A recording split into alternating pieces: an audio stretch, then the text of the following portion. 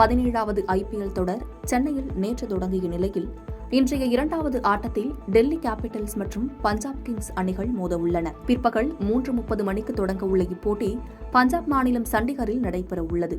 இந்த நிலையில் 2022ஆம் ஆண்டு டிசம்பர் மாதம் கார் விபத்தில் சிக்கிய இந்திய கிரிக்கெட் வீரர் ரிஷப் பண்ட் படுகாயங்களுடன் மீண்டு வந்தார்.